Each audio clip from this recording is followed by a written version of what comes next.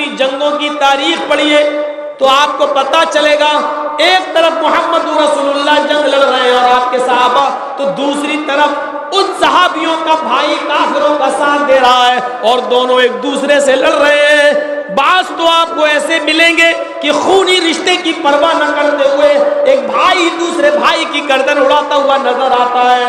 یہی وجہ تھی کہ عبداللہ ابن ابی جو منافقوں کا سردار تھا، عبداللہ ابن ابی کا بیٹا جب اپنے باپ کو بھاگتا ہوا دیکھتا ہے، بھاگ رہا ہے اور مکے کی طرف جانا چاہتا ہے، تو عبداللہ ابن ابی نے اپنی تلوار اپنے باپ کی گردن پر رکھ دی۔ میرے پیارے آقا صلی اللہ تعالیٰ علیہ وسلم کے پیارے دیوانوں، اگر آپ نے ابھی تک ہمارے چینل کو سبسکرائب نہیں کیا تو چینل کو سبسکرائب کر لیں اور آل کے بٹن پر کلک کر دیں۔ تو چلیے شروع کرتے ہیں۔ کہا میں تمہیں مکے میں نہیں جانے دوں گا جب تک کہ تمہارے بارے میں محمد رسول اللہ فیصلہ نہ کر دے۔ کہ میرے بیٹے تم مجھے مارو گے؟ ہاں مار دوں گا اگر تم مکے کی طرف جاؤ گے، رک جاؤ یہیں پر، اللہ کے نبی پیچھے پیچھے آ رہے ہیں جب تک وہ تمہارے بارے میں فیصلہ نہ کر دے۔ گردن پہ تلوار رکھی ہوئی ہے، باپ نے تلوار ہٹا کر کہا بیٹے تم مجھے نہیں مار سکتے ہو، میں آگے بڑھ رہا ہوں۔ بیٹے نے تلوار دوبارہ اپنے باپ کی گردن پر رکھ دی اور کہا نہیں یہ غلطی مت کرنا، میں محمد پر ایمان لا چکا ہوں، اگر ایک قدم بھی آگے بڑھا دیا تو محمد کے رب کی قسم کھا کے کہتا ہوں کہ میری تلوار آپ کی گردن پر چل جائے گی۔ محمد کے ماننے والے جو کہتے وہ کر کے دکھا دیتے ہیں، میں اللہ کی قسم کھا کے کہتا ہوں کہ میں اپنی تلوار سے آپ کی گردن اڑا دوں گا۔ واقعہ لمبا ہے اور ہمارے موضوع سے وہ ٹچ نہیں ہے، اس لیے اس کو چھوڑ رہا ہوگا۔ بتانا صرف اتنا چاہتا ہوں کہ خونی رشتے کی پرواہ نہیں کی، ایمان لانے کے بعد، مسلمان ہونے کے بعد وہ آپ کا بھائی ہے۔ خونی رشتے سے بڑھ کر اس کی اہمیت ہے، آپ اس کو اس پوزیشن میں چھوڑ نہیں سکتے ہیں۔ انما المؤمنون اخوہ کہا ہے، ایک مومن دوسرے مومن کا بھائی ہے، آپ اس کو اس پوزیشن میں چھوڑ نہیں سکتے ہیں۔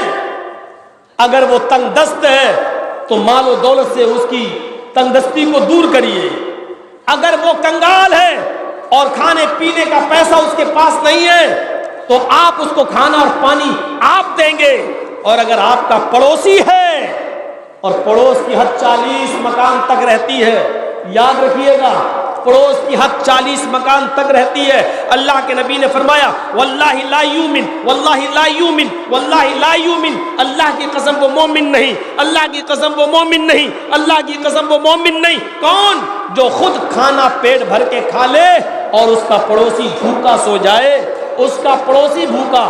اور یہاں تو مسلمان کی بات کر رہے ہو، پڑوسی میں مسلمان کا لفظ بھی نہیں کہا، آپ کا پڑوسی چاہے غیر مسلم ہو، ہندو ہو، سکھ ہو، عیسائی ہو، جینی ہو، بدھسٹ ہو، کوئی بھی ہو، اگر وہ بھی بھوکا ہے اور آپ پیٹ بھر کے کھانا کھا کے سو گئے اور اس کے گھر میں چولہا نہیں جلا تو آپ مومن نہیں، یہ اللہ کے رسول صلی اللہ علیہ وسلم نے فرمایا ہے۔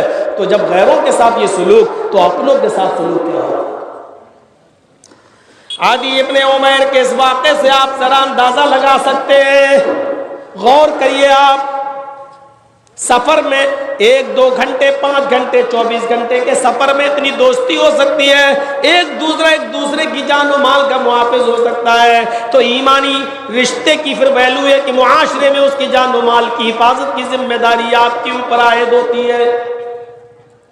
اور آگے بڑھیے میرے پیارے ساتھیوں، دور یاد کیجئے جب کافروں نے مکہ میں اللہ کے رسول کو اور صحابہ کو مجبور کر دیا، جب مکے میں نہیں رہنے دیا، نبی اکرم نے صحابہ کو مکہ چھوڑ کر مدینہ ہجرت کرنے کی اجازت دے دی۔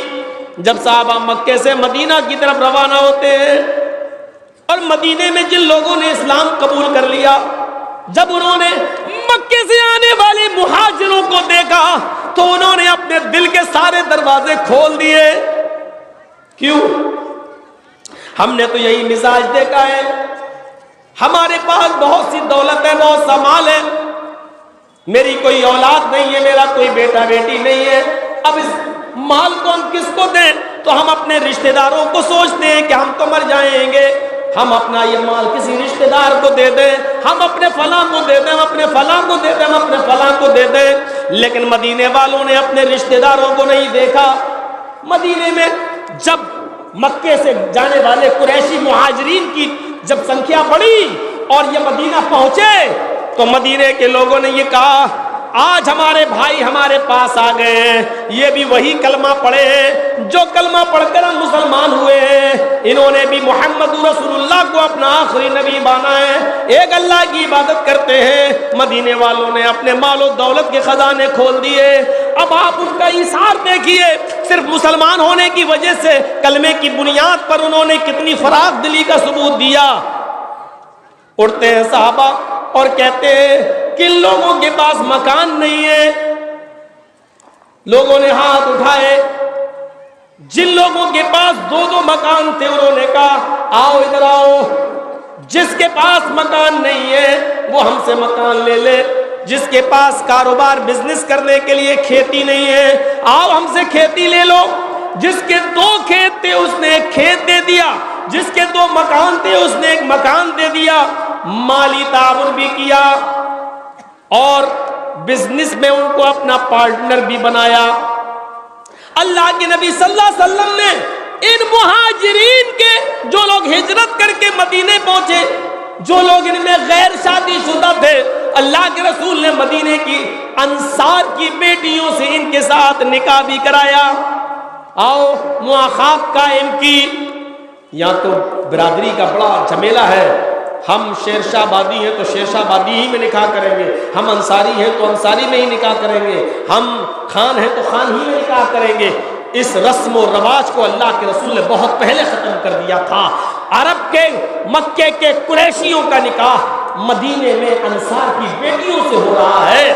لوگوں نے تو یہاں تک کہا ہے, حالانکہ اس کی کوئی مثال ملتی نہیں ہے, لیکن یہاں تک کہا گیا ہے جو لوگ شادی شدہ تھے اور مکے میں مجبور ہو کر وہ ماں باپ نے اپنی لڑکیوں کو روک دیا اور ان صحابیوں کے ساتھ مدینے میں نہیں جانے دیا, مدینے میں نہیں جانے دیا. کہا نہیں میری بیٹی ہے, تمہاری بیوی ضرور ہے, تمہیں جانا ہو جاؤ, لیکن ہم اپنی بیٹی کو تمہارے ساتھ مدینے نہیں جانے دیں گے.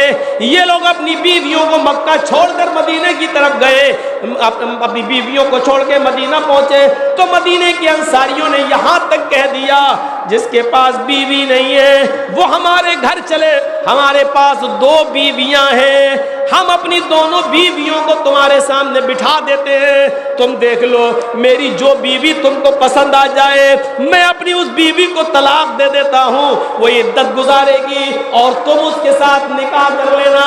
لیکن عرب کے مہاجرین نے, مکے کے مہاجرین نے ان کی اس پیشکش کو قبول نہیں کیا. تم نے اپنے سکون کے لیے 2 بیویاں رکھی ہیں تو تم رکھو, ہم تمہاری بیویوں کو کیوں لینے لگے, ہمیں تو اپنی کمر سیدھی کرنے کے لیے تھوڑی سی زمین دے دو, ہمیں تھوڑا سا کھیت دے دو, ہم یہیں پر کھیتی باڑی کر کے اپنا پیٹ پالیں گے, اور ہم تو اسلام کی نشر و اشاعت کے لیے آئے ہیں, ہم تو جناب محمد رسول اللہ کے دینی کام میں معاونت کے لیے آئے ہیں, ہیلپ کے لیے آئے ہیں. میرے پیارے ساتھیوں, یہ صرف اس وجہ سے کہ یہ کلمہ پڑھ دو مسلمان ہیں, اور جب مسلمان ہو گئے تو پھر خونی رشتے سے بڑھ کر ان کی اہمیت ہو گئی ہے. اب میرے سگے بھائی کی جو خونی رشتہ ہے اب اس کی اہمیت اتنی زیادہ نہیں جتنی ایمانی, جس نے کلمہ پڑھ کر جو ہمارے مذہب میں آ گیا ہے اس کی حیثیت ہے. وہ ہمارا کلمہ گو بھائی ہے اور اس کی ہیلپ کی ذمہ داری ہماری اوپر ہے. اب اس کی تکلیف کو ہم اپنی تکلیف سمجھیں گے, اس کے درد کو ہم اپنا درد سمجھیں گے, اس کی پریشانی کو ہم اپنی پریشانی سمجھیں گے, تب تو ٹھیک ہے. ورنہ یاد رکھیے ہم معاشرے میں جانوروں کی طرح جی رہے ہیں. جیسے جانوروں کے سامنے چارہ ڈالو تو وہی بکری جو اپنے بچے کو دودھ پلاتی ہے, لیکن جب چارہ اس کے سامنے ڈال دیا جائے تو وہ اپنے بچوں کو بھی سینگ مار کے بھگاتی ہے اور خود سارا چارہ کھا لینا چاہتی ہے.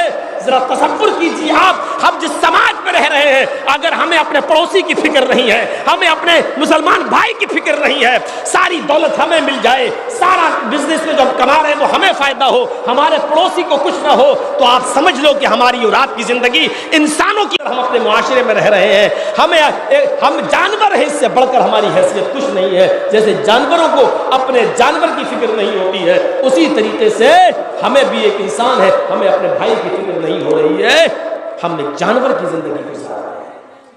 हमें मालूम है हम बोलेंगे और आप सुनेंगे, होगा कुछ नहीं, हम जानते हैं, लेकिन हम बोलते रहेंगे, आप सुनते रहो। आप सुनने में बेशरम है, हम बोलने में बेशरम है।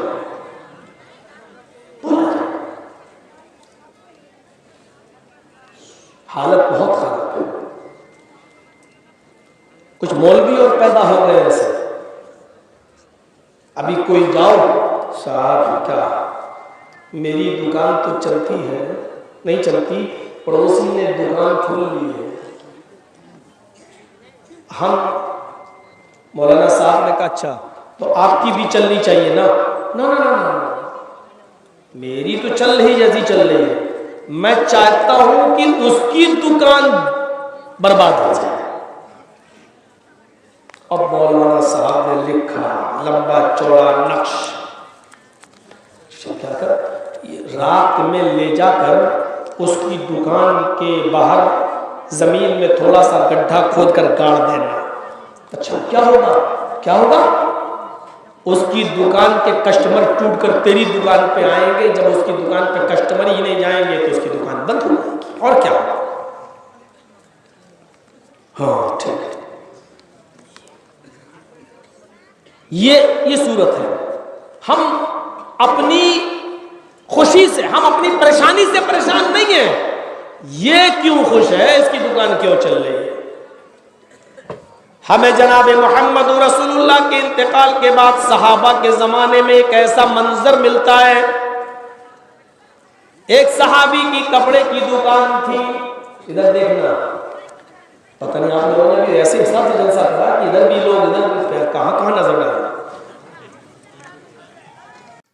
मेरे प्यारे आका सल्लल्लाहु ताला अलैहि वसल्लम के प्यारे दीवानों, उम्मीद है आपको ये बयान पसंद आया होगा, तो वीडियो को लाइक करें और अपने दोस्तों में, रिश्तेदारों में शेयर जरूर करें, ताकि उनके अमल में इजाफा हो सके और सवाबेदार हासिल कर सके। और अगर आप हमारे चैनल पर नए हैं तो चैनल को सब्सक्राइब जरूर कर ले और ऑल के बटन पर क्लिक कर दे, ताकि हमारे आने वाले वीडियो का नोटिफिकेशन आप तक पहुँच सके। तो मिलते हैं अगली वीडियो में। अस्सलामु अलैकुम व रहमतुल्लाहि व बरकातुहू।